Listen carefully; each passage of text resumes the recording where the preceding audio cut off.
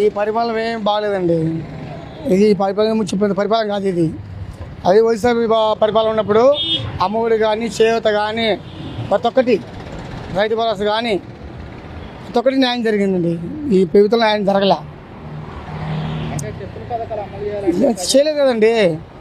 జనవరికే జగన్ హామీ ఇచ్చిండు, చేసిండు. ఈ పత్రం చేయలేదు కదండి. ఇప్పుడు 7 నెలలు వస్తుంది కదండి. ఒకటని చేసిండా, చేయలే. ఇంటికి ఎంతమంది ఆడపిల్లలు ఉంటే అన్నీ ఎత్తాడు, అయ్యిలా 3 సిలిండర్లు అన్నారు, అయ్యిలా. ఉన్నోడికి పెడితే న్యాయం కదండి. లేనోడికి పెడితే 10 మంది చెప్పుకుంటారండి. ఉన్నోడు పెడితే ఎవరు చెప్పుకోడు. ఆ ప్రభుత్వంలో వాడు వీడు అనుకోండి అన్నిటికీ న్యాయం చేసిండు జగన్. వాడు తిన్నాడు అనుకోలే. ఇప్పుడు వీళ్ళది వాడు లోకసం తిన్నాడు, వాడు ఇదేండు. నువ్వు పెట్టిందే సార్. రైతు భరోసా కానీ, అమ్మఒడి కానీ అన్ని ఇచ్చాడు. వీళ్ళు ఇచ్చిందే సార్ ఒకసారి.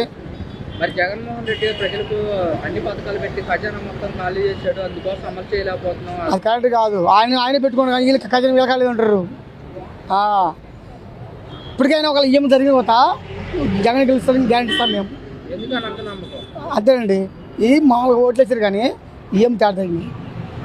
అది కరెక్ట్. వైసీపీ ప్రభుత్వం అధికారంలో ఉంది కదా, మేము ఎందుకు అలా చేస్తాం? వైసీపీ మీద వ్యతిరేకత వల్లే మాకు పట్టండి. ఎట్లా చేస్తారండి? ఒక మాట అన్నాడు, మీ ఇంట్లో మేము న్యాయం జరుగుతూనే నాకు ఓటు ఏమన్నాడు.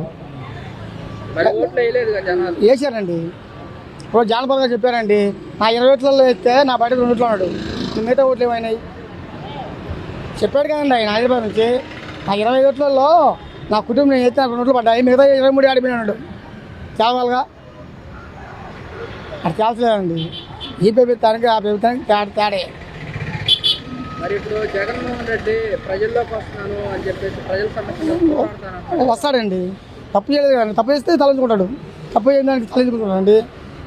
ఇప్పుడు అంతే అండి. మరి ఇప్పుడు ఇలా రావటం వల్ల వైఎస్ఆర్ కాంగ్రెస్ పార్టీ పుంజుకునే అవకాశం ఉంటుంది అంటారా? మళ్ళీ కడపం అండి. వచ్చే ఎలక్షన్ అవుతుంది కడపం.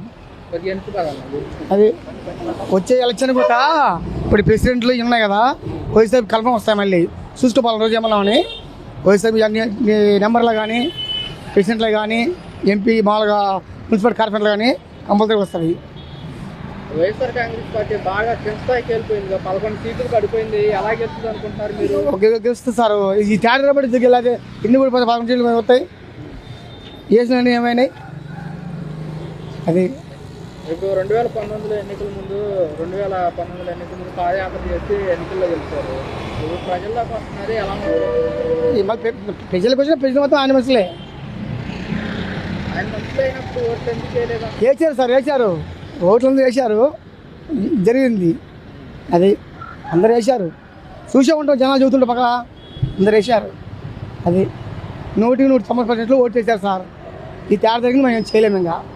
అది జగన్మోహన్ రెడ్డి అంటున్నమాట. ఈసారి ఇప్పుడు ఒక్కరు సారు, జగన్ ఒక్కడు, వీళ్ళు 4. ఎలా ఇదైతే చెప్పు. ఏదంటే సింగిల్ పొరగాలి, సింగిల్ చూసుకోవాలి కానీ ఒకరికి 4 తేలేదు సార్. అది మరి ఇప్పుడు ఇద్దరు కలిసి వచ్చినా కానీ జగన్మోహన్ రెడ్డి ఎందుకని సింగిల్గా పోటీ చేసేది? చేస్తాడండి, దమ్ము ధైర్యం ఉంది. అది రాజశేఖర రథం. రాజశేఖర రథం కాబట్టి ఇప్పుడు సింగిల్గా బాగా కడతాడు.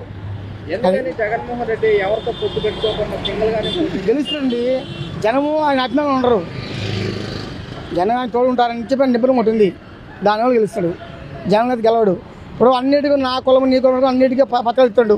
వీళ్ళు ఇచ్చిందే సార్. అసలు ఇచ్చి చెప్పమను. 4 పిల్లలు ఉంటే నా 60,000 అన్నాడు. ఏ పిల్లకి ఇచ్చిన 60,000 చెప్పమను. ఆ మాటలు జరిగిన మాట సార్. ఇప్పుడు గత ప్రభుత్వంలో వైఎస్ఆర్ కాంగ్రెస్ పార్టీలో వాలంటీర్స్ ఉండేవాళ్ళు. మరి ఇప్పుడు వాలంటీర్స్ లేరు. మీకు ఎలా అనిపిస్తుంది? మాకు ఎలా అండి, అది అన్యాయం అండి. అది అన్నీ చాలా అన్యాయము. వారంట్లు అంటే అన్నిటికీ ఉపయోగపడతారు.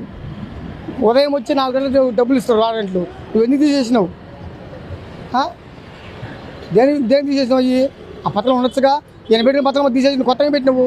నువ్వు చేసేసినవి ఉపయోగం ఏది?